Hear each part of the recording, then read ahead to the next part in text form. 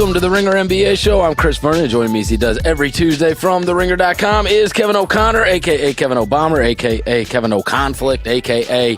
Kevin Coachella. I hoped, but the NBA playoffs began, and I understand you were not able to go to Coachella.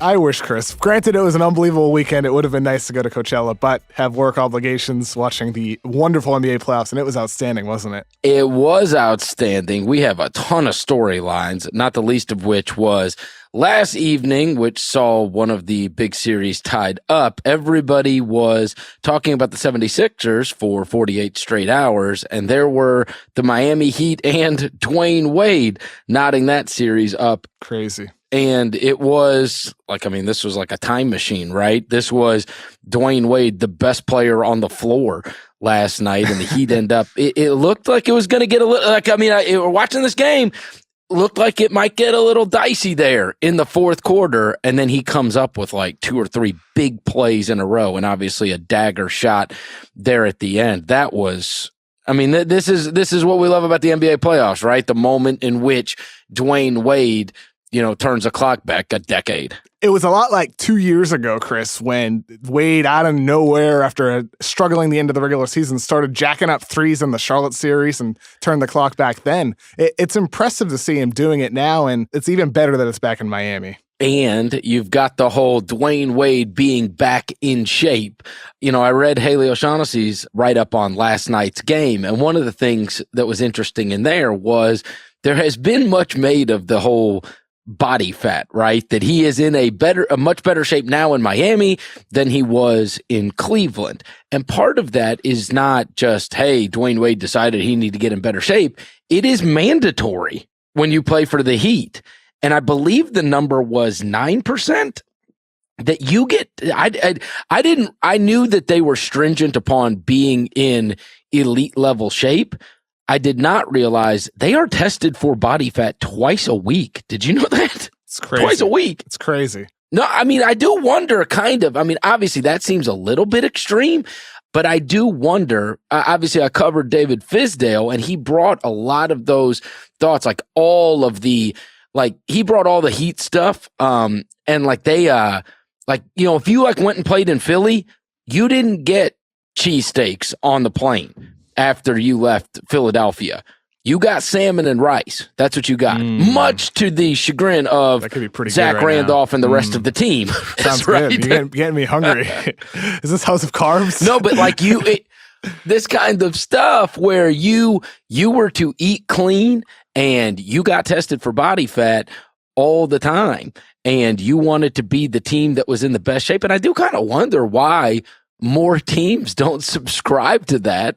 But there was Dwayne Wade. I guess the big question is regarding last night, that inevitably teams are going to make adjustments for a second game, which of course Miami did.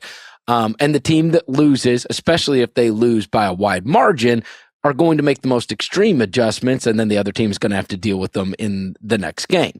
That being said, is this no pun intended, a flash in the pan, or do you think this is sustainable, being that Dwayne Wade can be maybe not the best guy, but that we could see enough of these Wade performances that this could be an upset? I don't even think it's about Wade as much as the Miami defense, to be honest with you. I think the adjustments they made against Ben Simmons were really interesting, because all season long and in game one, they had their primary defender, whoever it was, whether it was James Johnson, Josh Richardson, or Justice Winslow, whoever they threw at Ben Simmons, they had the player sag off, right? Whereas last night in game 2, they had him pressure Simmons. And I think it really slowed down Philadelphia's offense. They were very stagnant. Miami racked up deflections last night. They had only 8 steals, but the Philadelphia 76ers weren't in their same offensive rhythm,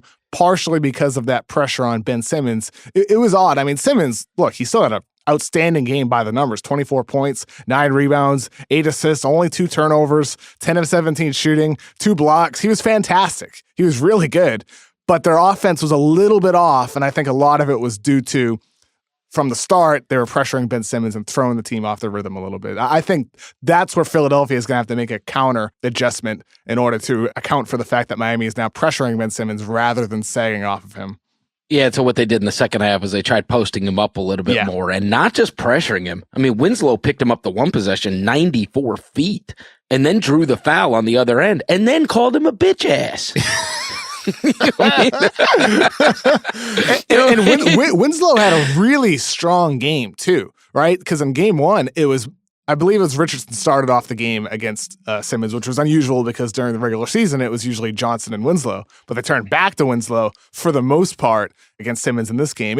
It's odd because they're just throwing different guys, different looks at Simmons. And I like that element of almost confusion in a way where you don't know what you're going to get, because that allowed them to put Richardson on Redick and Bellinelli. And Richardson is their best defender, and he's probably their second best player. We had an argument about that last night in the Ringers offices. Who is Miami's second best player? I think it's Josh Richardson. You think Josh Richardson is the second best player on the Miami Heat? Are you saying Dragic is one? Yes. Okay, so who's two?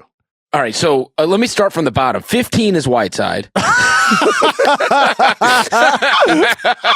Actually, 15 might be Adebayo.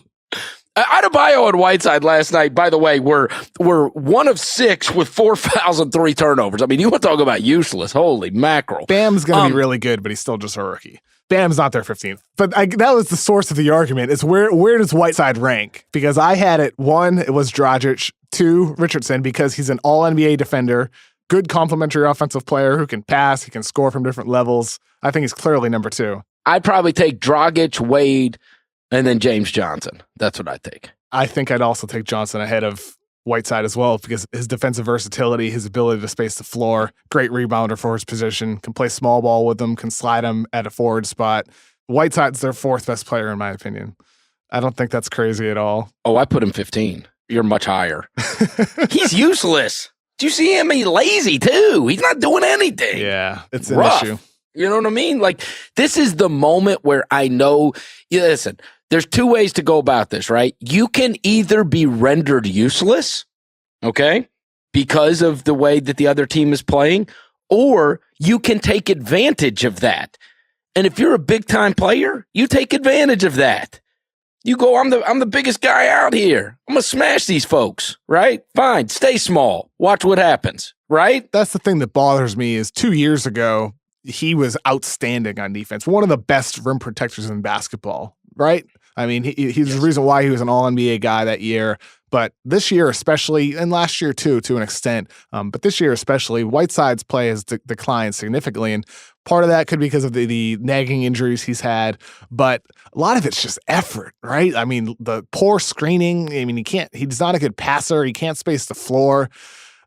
Defensively, in game 1, especially, I had something about this in my article yesterday on The Ringer, where it's like, he was just letting guys blow by him. Just a lack of focus. And that's problematic because Miami needs him. They need him to be the great Hassan Whiteside like he was 2 years ago, I think, to really win this series. I still favor Philadelphia in it, despite the win last night. But they need Whiteside to really elevate his game, especially if Joel Embiid comes back. That's interesting because I would go the opposite direction. I would say never put him out there. I'd say they'd be better off if he played 0 minutes. Ooh.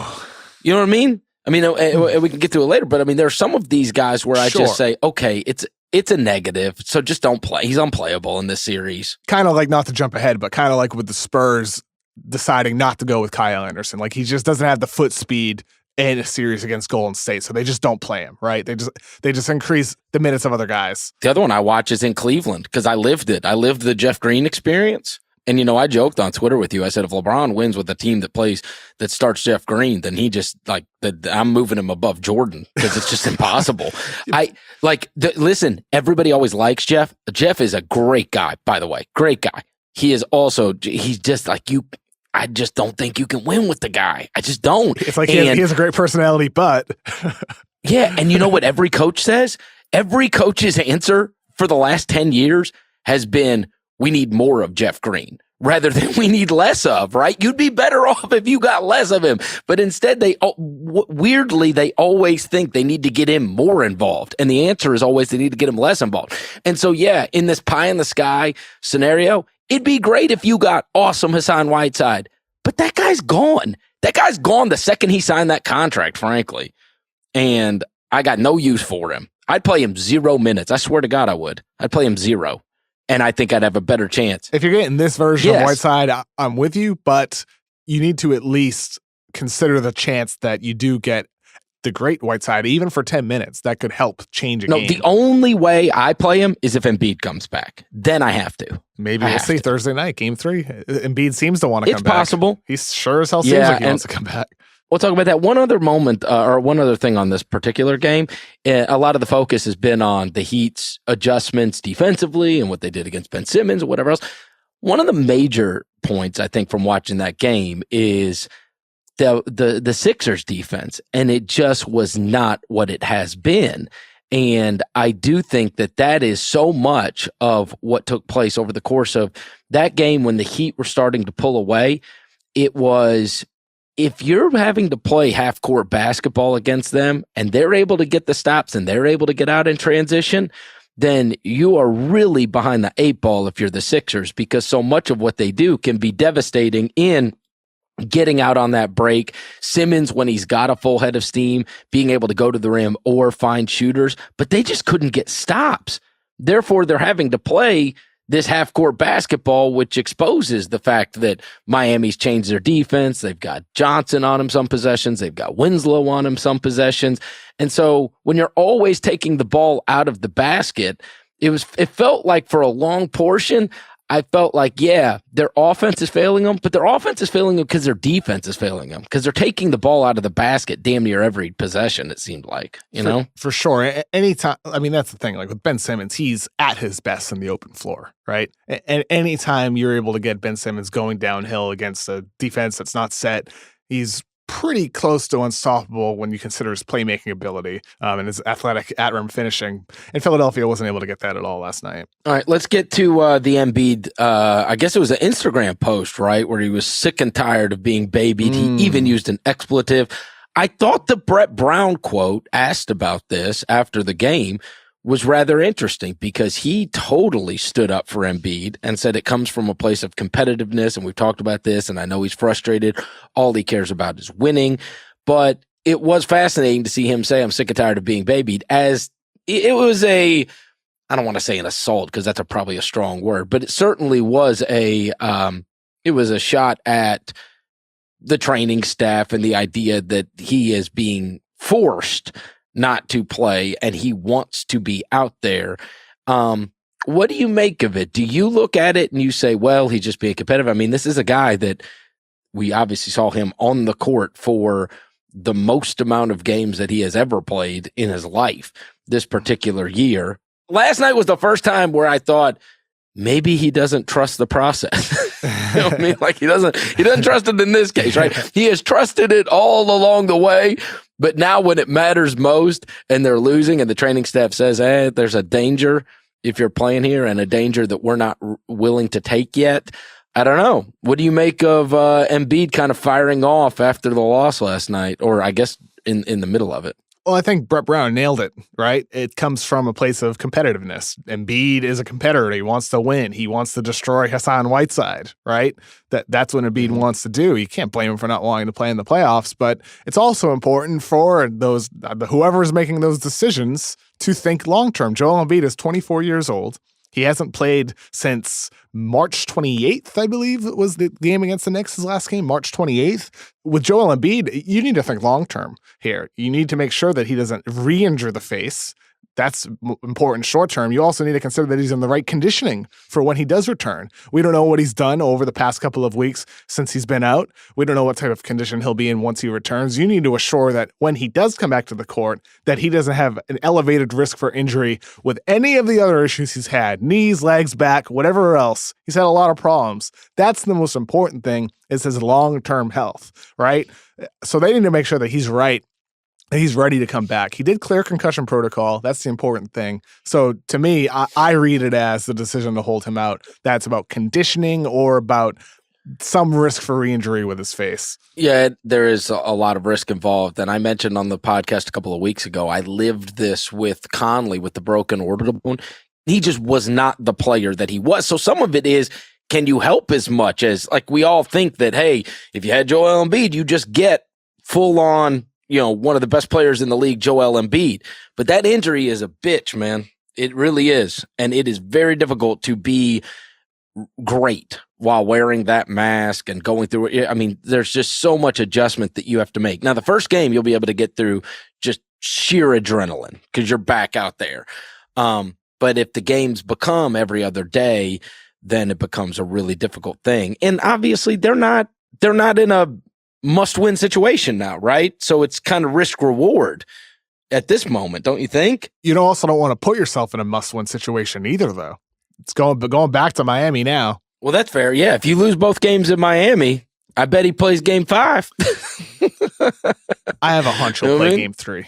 But if he doesn't play, clearly there's a significant concern for re-injury in some form or fashion, whether it's a face or something else. Look, Joel Embiid is the guy who can change a franchise. You can't be thinking short-term here if you're the Sixers. Granted, it's frustrating that he's not playing. You need to be thinking about the next 10 years as well. That's fair. Spurs, Warriors. All right, a bunch to get through. It feels like the Spurs were better, and it's just not good enough. Yes. Obviously, got LaMarcus Aldridge going with the 34 points and the 12 rebounds, and you still end up losing that game by 15 points last night. Klay Thompson was awesome, had the 31 in the game last night. And so that's kind of my takeaway. It was like, all right, the Spurs, they look better. They're up at halftime, and then it's just not enough. They don't have the horses. They just don't. They don't have the talent gap is too great. Yeah, exactly. You nailed it. It felt like San Antonio kind of outplayed Golden State. Felt like they outplayed them for large portions of that game until Golden State just started hitting ridiculous shots at the end of the game. San Antonio came in with a really good game plan. They limited Golden State from getting to the rim. LaMarcus Aldridge was outstanding, playing aggressive, really aggressive, getting low post positioning. He dominated that game last night, 34 points on 11 of 21 from the field. He was fantastic. Once again, San Antonio didn't shoot well, and yet they still really were competitive throughout the whole course of the game. It's really as simple as that. It's about Golden State having a significantly higher talent level. That's really all there is to it with this series. All right, well, hold on. Let me just interject this. Is it possible, though, okay, that we are preemptively calling this a non-competitive series? And I only say this because for whatever reason, and this was the first time in seriously like 20 years, the Spurs they weren't just like okay on the road, like a 500. They were miserable on the road all year.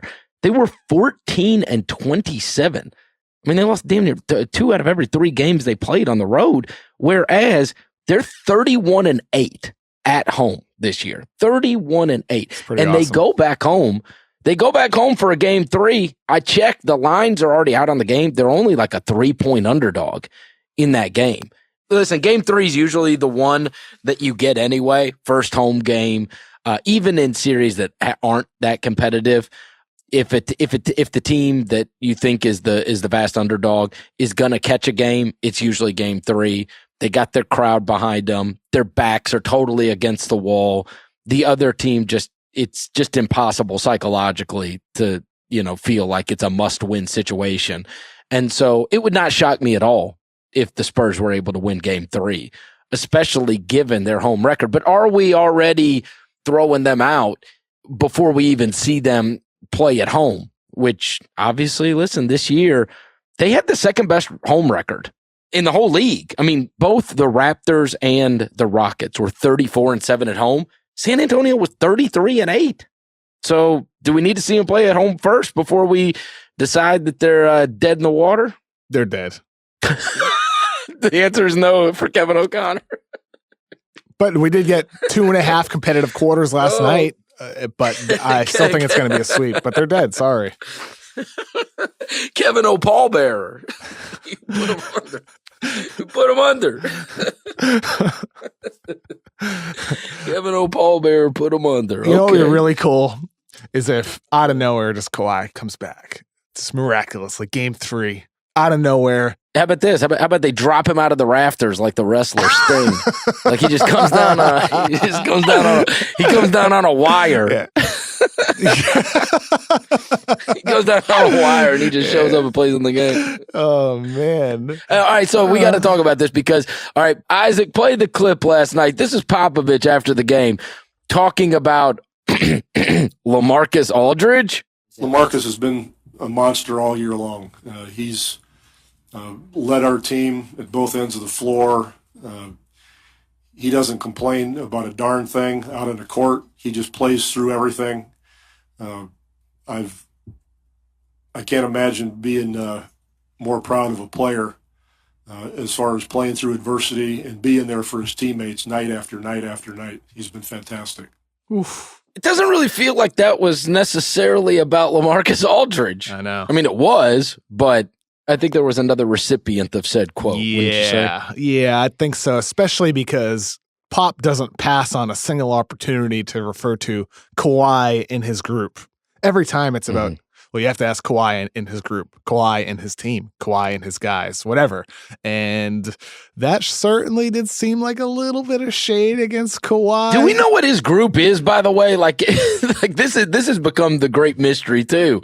Like I haven't seen anybody profile the group. It's a pretty good idea, actually. I wonder what kind of access you can get. Go to New York, talk to Kawhi and quote unquote Kawhi and his group. Be interesting. This is the greatest mystery. Who is the group? Who is this mysterious group of people that it's probably Sean Hannity. It's Michael Cohen and Sean Hannity. Kawhi is the mysterious fourth client. In actuality, that's why Popovich and Leonard are at odds, right? That's what we're going to find out. He's super conservative. This has nothing to do with basketball. His quad's fine. That article in the Washington Post was actually not about Spurs fans. It was about Kawhi Leonard. Dun, dun, dun. We figured it out. Here on the Ringer NBA show. You heard it here first. Yeah. You found out. Here's our headline. Nothing's wrong with his leg. They just disagree politically. Kawhi Leonard, a secret conservative. The real reason Kawhi Leonard's at odds with Craig Popovich and the San Antonio Spurs. He is certainly conservative with his words. Yes. I mean, that's the damnedest thing because you just don't know, right? Like you don't know what is going on. And now you have this whole Kawhi and his group, which would lead you to believe, I mean, a group is obviously, I would think several people, right? Several people that are involved. And I mean, I don't know. You never see Kawhi Leonard with anybody per se. Right? You never see him. Like, I mean, you don't even hear him talk, much less have a group. It is, the whole damn story is so bizarre. He is the antithesis of a guy who would be described as having a group, right? You remember how much trouble Phil Jackson got in for talking about LeBron's posse? And it was taken, and obviously LeBron didn't like it, and Jackson got rightfully killed for saying it. But like, what he was attempting to say was that he's always got like his group around him. This group of guys, they have molded or helped mold certainly LeBron into one of the most successful athletes, certainly financially by the time it's all said and done, maybe the most financial successful athlete of all time. And these guys are not like hangers on. These guys have been his buddies since high school, and have been a very close knit group of which everybody is aware of, right? Like everybody knows Maverick Carter. Everybody knows Rich Paul. Everybody knows all these guys. And that's, LeBron's group. Who the hell is Kawhi's group? Like, I don't even. No matter who it is, right? It doesn't matter who it is, if it's Michael Cohen or it's his best friend since high school. Why does Popovich constantly throw shade at the group? Because look, Pop said that with LaMarcus Aldridge, they reconciled the relationship. They figured it out, right? They figured it out last year. And what happened? Aldridge had one of the best seasons of his career. Right, this year with San Antonio. They worked it out. So with Kawhi, it's odd that he's just not deflecting these questions, because Kawhi, when he last spoke on, I believe, March 7th, he said, I'm trying to get back. I want to be back. I talked to the Spurs. Popovich knows where I am. It's not like I just left, right? That's what Kawhi said on March 7th. So if that's true, let's say Kawhi is telling the truth about that. Why would Popovich just be like, you know what, he's just not ready? We mutually agreed that this is best for him to be away from the team working out in New York. Simple as that, because it's also been reported, I believe, by either Michael C. Wright, forgive me if I'm wrong, but someone reported from San Antonio that the Spurs have 2 representatives there in New York, kind of keeping tabs on the situation. So it's like, wait a minute here. If all that's true, why constantly throw shade at him? Or maybe it's not true, and in actuality, this could be just as bad as people think it is, as they perceive it to be. Okay, obviously, in the absence of him talking, we're never really going to know the whole truth. But let me just play devil's advocate on the whole, hey, Kawhi is in the I'll play the Kawhi is in the right here card, right? Okay. That maybe Kawhi sits back, and though we will never know because he's never going to speak. And in a moment of truth, if you just got a chance to sit down with him, he would say, listen, all right, this thing still bothers me. And you know why the reason it still bothers me? And yeah, they did clear me 2 months ago, but they've cleared me over and over for the last 5 years. And now all this money's on the line. And he's like, and I don't trust it. That it's hurt the whole time. The reason I'm still hurting is because I played when I shouldn't have been playing. And they always cleared me to be playing when I'm just saying that is a possibility, exactly. Right? Yeah, yep. That you could have a level. I don't think this happens unless there is a level. I know it doesn't happen when you start getting your own guys and go doing your own thing away from the team, unless there is a level of mistrust. And so then I say to myself, okay, why is there a level of mistrust? Now, the dastardly thing would be to believe that he's got bad people around him filling his head with nonsense. The more likely scenario is that distrust came from some place that was real. And he looks at it and he goes, I'm still hurting because, yeah, that's fine. They can say they clear me all they want. And they can come and they can bash me for not playing. But they cleared me before and it still hurts. And so F that whole they cleared me stuff. Like, I've been playing through it for the last whatever years, and I'm still not right. And so do you want me to risk my whole career because these people that have told me the whole time you're fine? I'm not fine. You know what I mean? I don't know. It's like we alluded to earlier with Joel Embiid, right? He's got a long career ahead of him. Kawhi is still only 26 years old. He turns 27 this June. Next season, he'll only be 27. He has a lot ahead of him in his career. And if you're Kawhi and you have okay, here, let me kind of take a step back here. This is a general statement. This isn't about Kawhi. This is general. With athletes and entertainers and all these people, like the media and their groups, quote unquote, create this perception that we have of them. And sometimes we create that perception ourselves when we're watching them or listening to their music or watching their movies. We create an impression of them as a person. And oftentimes the people are a lot different than the way we perceive them. So with some players, we might perceive them as a team first guy, always about the team. He's going to sacrifice, but maybe that guy also wants to be the go-to guy. Maybe he wants to experience having the limelight. And we don't know if that's the case with Kawhi. We don't know. We'd be lying if we acted like we did. But the fact is that there's nothing preventing that from being the case because we've seen it in the past where guys aren't who we thought they were. So there's nothing wrong if Kawhi wants to be the guy somewhere else. If it's more than distrust, if it's more about like, hey, I want to be like James Harden and score 30 points a game and actually start handling the ball and rack up 10 assists. He's like, I feel like I'm capable to be the guy. I already won the championship. I don't want to sacrifice anymore. I don't think that'd be such a bad thing. But I do think also, even just saying that, it simply could be, as you said, Chris, he's just not healthy. Like, it really could just be that. And he wants to get back to 100% and return to the floor as he said he did. And it might be, guess what, with San Antonio for the next 10 years. Well, because he's got a lot that is, he's got a supermax at stake. He's got, Jordan just started.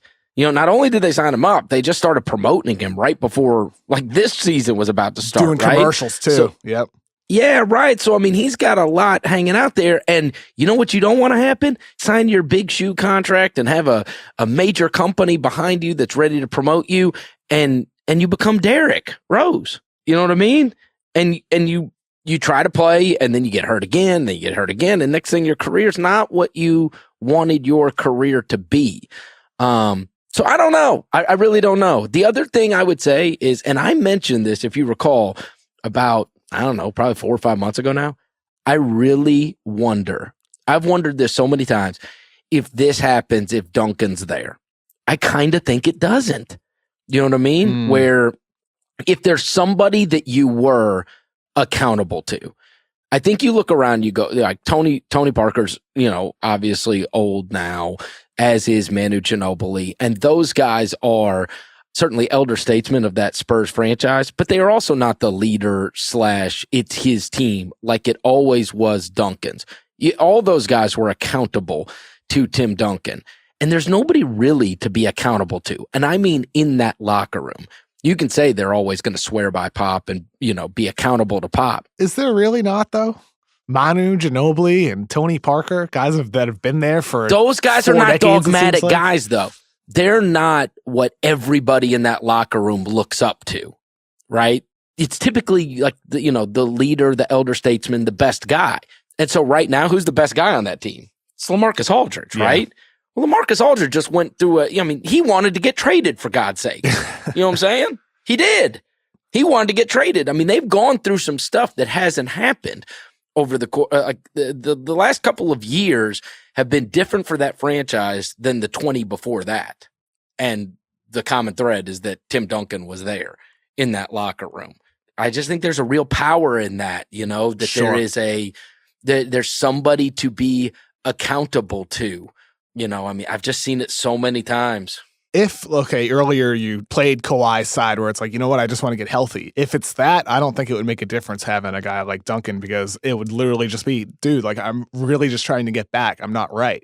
That'd be a different thing. But if it's off-court stuff, if it's about, the shoe deal, it was reported that Kawhi and his group declined a 4-year, $20 million deal from Jordan Brand because they felt like it didn't reflect his accomplishments on the court. He wanted a bigger deal from Jordan Brand or Nike or whoever else when his deal's up in October. If it's stuff like that, if it's about, as I alluded to, if it's about the limelight, it's about wanting stardom, going to LA, going to somewhere in California, going home. If it's that, I don't know if Duncan would make a difference.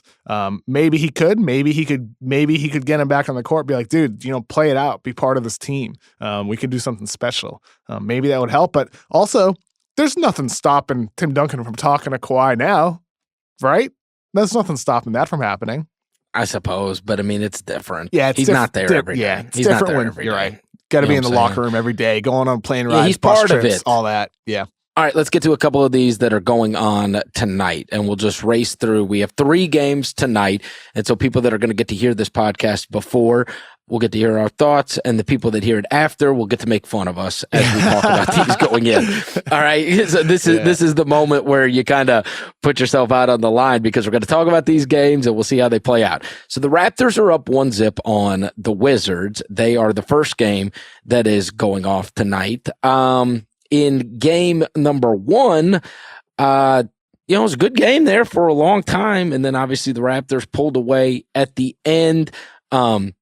It's, you go back and look, and obviously that's one of those where you look at the line, and the line that goes across the bottom line is going to be like John Wall had X number of points and X number of assists and did this and did this. And then you look and he's 6 of 20, right? And that whole John Wall thing he is like the whipping boy. It's been hanging out there for sure that this team functioned so well when he was not in the lineup. And you look at it and you go, well, maybe Otto Porter should be shooting more than whatever it was, 7 times. And maybe Brad Beal should get some more touches and whatever else. Thoughts on what you saw from Raptors Wizards and chances the Wizards can make this a very competitive series? Well, John Wall needs to start making some layups. I mean, that's the first part. He missed a lot of easy ones inside, both in transition and in the half court over the course of the entire game, really. Starting in the first quarter, I believe he missed an easy layup. If he hits some of those, it's a completely different game. Washington lost by 8 points, but Wall, I don't have that number in front of me right now, but I believe he missed at least 6 layups around the rim. I mean, it was a really unusual performance because you could say that, oh, it's because he's still not at, full strength. He doesn't have his full burst or full leaping ability. That could be true, maybe, but he also had no issues finishing around the rim since returning during the regular season. He just missed some easy ones. So it's like people talk about, the hot shooting can change a game, right? And at game one, teams get hot and they go cold. That can also be true for finishing around the rim as well. I think Washington has a chance to still make this a series. I do too. I think the sheer talent level on that team, they certainly can. Toronto shot the lights out in that first game, 16 of 30 from 3. We'll see if that maintains in game 2. I think it'll be competitive, but I do think John Wall certainly needs to elevate his play to another level. Less careless turnovers, needs to be better finishing around the rim. He's the key to all of it. But there's a total possibility that he could be the best player on the floor. That still hangs out there, right? And Beal, they have a chance because of the talent level where either one of those two guys could be the best player on the floor on a given night. And so you got a chance when it comes to that. And the other thing is, as we mentioned earlier, the Raptors are devastating at home. So it's unsurprising that they would be able to hold down the fort, even given their history of not being able to hold down the fort over the last several years in a game one.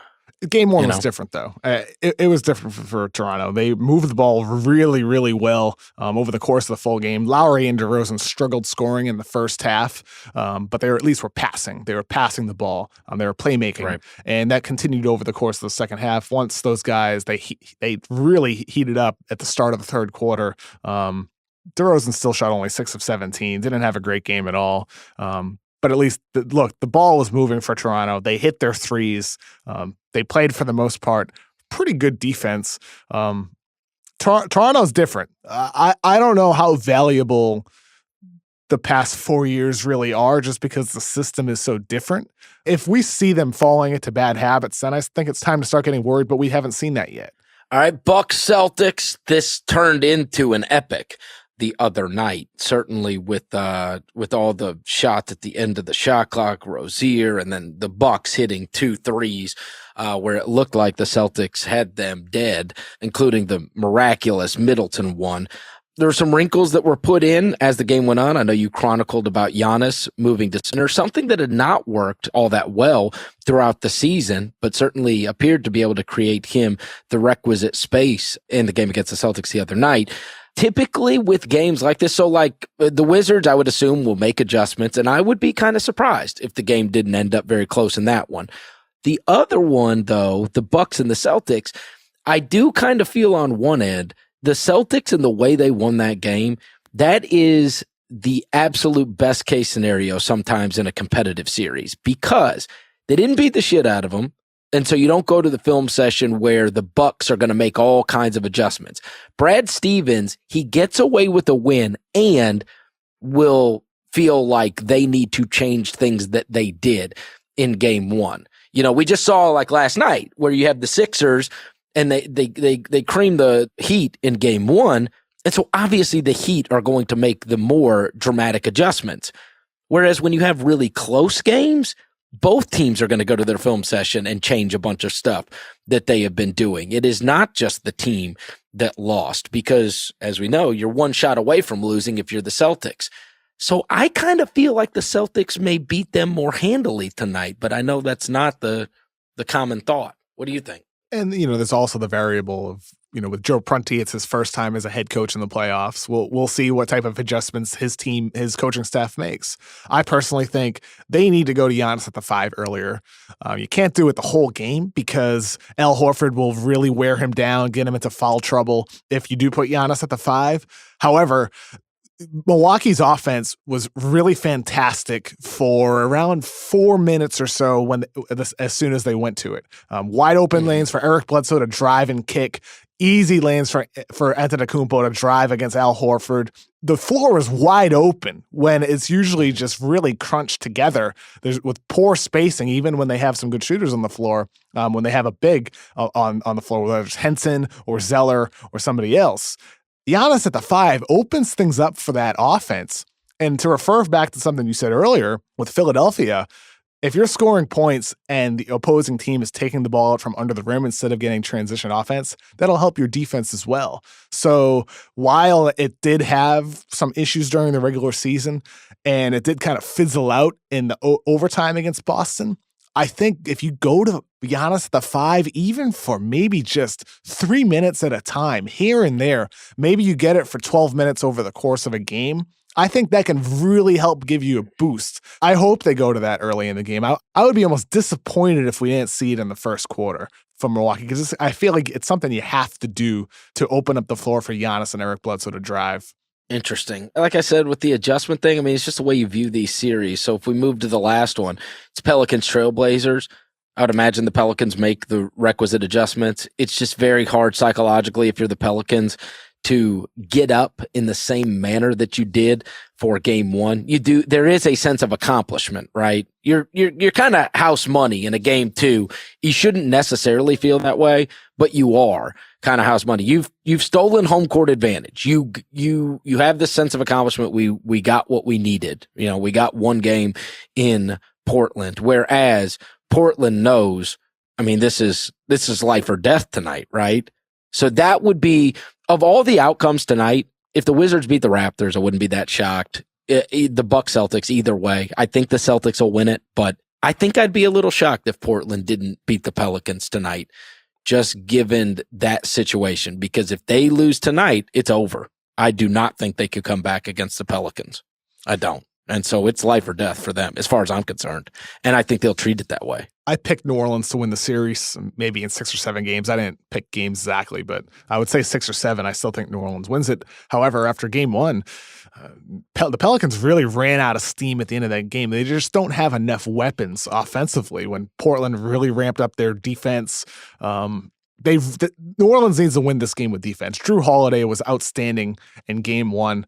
Had that amazing final minute where he he deflected the ball from CJ McCollum, forcing a turnover. He had the block, had the steal, the deflection. He was just remarkable in that final minute.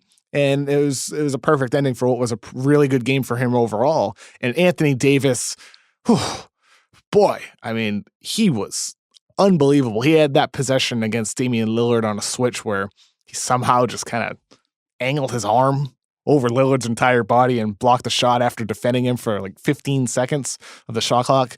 Davis, Drew Holiday, and that entire New Orleans defense is what needs to win the series for the Pelicans. But on the other hand, Chris, to your point, the Blazers, they did not shoot the ball well in game 1.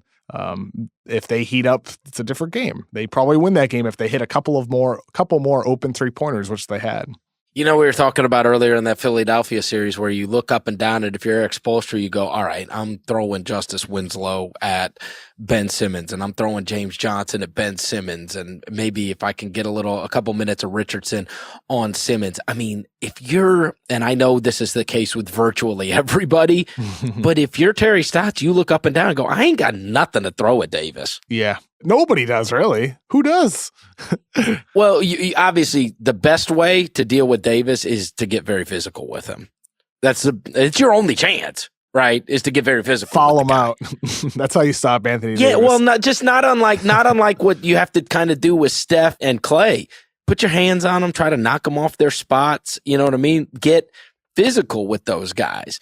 And listen, he is otherworldly. Nobody's got some kind of great way to deal with him. But that's your best shot, right? Is to rough him up. Like Taj Gibson style. You know what I'm saying? And obviously, listen, the guy can put numbers on anybody. Yeah. I'm just saying, I would say getting physical with him is your best mode of operation, given that there is no great mode of operation. I'm freely admit that. You know what I mean? It's like any great player. Yeah. Shutting them down is off the table. It's just a matter of, can you make it more difficult? Can you get them to go 12 of 26? instead of 20 or for 26 or whatever they end up in these games. The tough part is for Portland, you mentioned they don't have a guy to throw at Davis. They also don't have Mo Harkless. So without Harkless, they can't play small with Aminu. They can't go with Aminu at the 5. They can't experiment with that.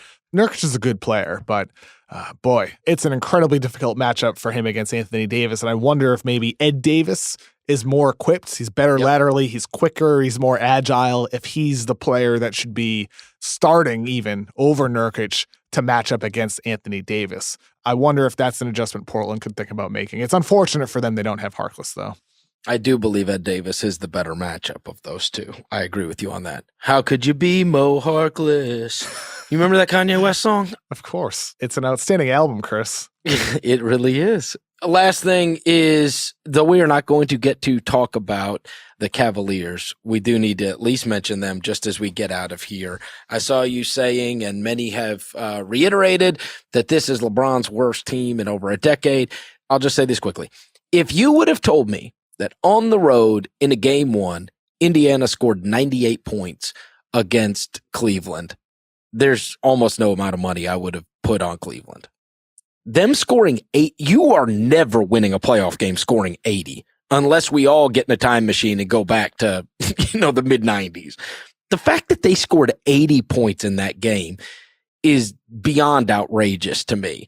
Do you think that tomorrow night, when we see them back in action, that we just get bona fide supernova LeBron in that game and it's like a 40-point triple-double type night?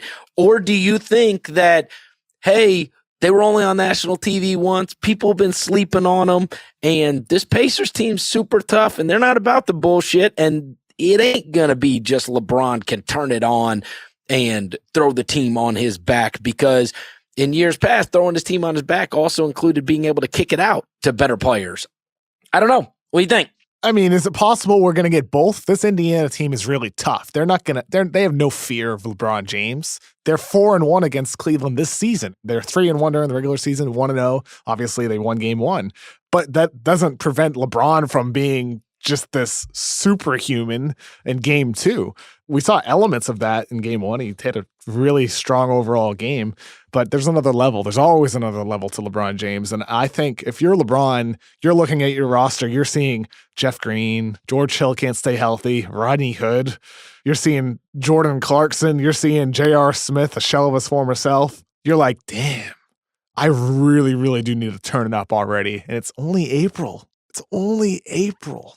This is a tough series for Cleveland. My gut is that he comes out, goes absolutely supernova, and they just beat the shit out of the Pacers in the second game. That's my gut. They're not going to beat the shit out of them. I think Cleveland wins game 2. There's no way they lose game 2. No way they lose game 2. But Indiana is a really, really tough out. This series could easily go 7. Look, man, Victor Oladipo's for real, okay? I mean, for people who didn't watch the Pacers all season, that. I know, but like the Pacers only played one national TV game, like you said. There's a lot of people out there who are big NBA fans that may not have had the opportunity to see them unless they faced their own favorite team. Oladipo was for real. Like what you saw in game 1, that is the new Victor Oladipo. Dude can score from all levels. He can play make. He's an elite defender. Oladipo is a hell of a player. Well, I live in a small market, and they have gotten, I even heard my buddy David Thorpe, when he was talking to Zach Lowe on their podcast, I was listening to it, and he was comparing it to the old Grizzlies, which is you get to the playoffs, no one has ever seen them, and then it's like, oh, wow, like these guys are not to be trifled with, right? I do believe there is something to that. Could you fathom if they went up 2-0 on them? That would be incredible. You want to talk about hot take city. And LeBron may already have all those bags packed, right? They go down 0-2 to the Pacers. Man. You want to talk about backs against the wall for sure. It's like LeBron said though after game 1, he's like down 0-1, not worried. He was down 3-1 in the friggin' finals, dude. He's come back from more. Even down 0-2, you still can't count out King James. And by the way, let me just throw this in here because I feel like sometimes I get pegged with the not being over the top in my effusive in praise with the LeBron stuff. I am well aware of the transcendent player that he is. Yeah. And while everybody is talking about his worst team in forever, let's not forget the year that his whole damn team got hurt. And he was in the finals against Golden State. Yeah. Like that team was ridiculous. He rolled out there. He was getting 40-point triple doubles against the Warriors, and he had like Dellavedova and Tristan, and like he had nothing running with him. Nothing. So this isn't that bad. At least he's got some guys he could kick out to, and I got to honor. Whereas that time around, by the time he got to the finals that year, he looked around in that locker room and was like, oh boy, if I don't have 50, 20, and 20, we're probably getting beat tonight. That year was something else. So he made that finals run. But yeah, Chris, you have to say only positive things about LeBron James and Sam Hinkie. Those are the two people you have to just shower with love and adoration. LeBron and Sam Hinkie. on NBA Twitter, at least. I understand. Kevin, it's always a blast. And God, these playoffs have been so good. I'll catch up with you next Tuesday. Looking forward to it. We're going to have some fun stuff to react to. Have a good one, Chris. Thanks for listening to another Ringer NBA show. If you dig what you're hearing, go give us a rating and review on iTunes, and we will talk to you next week.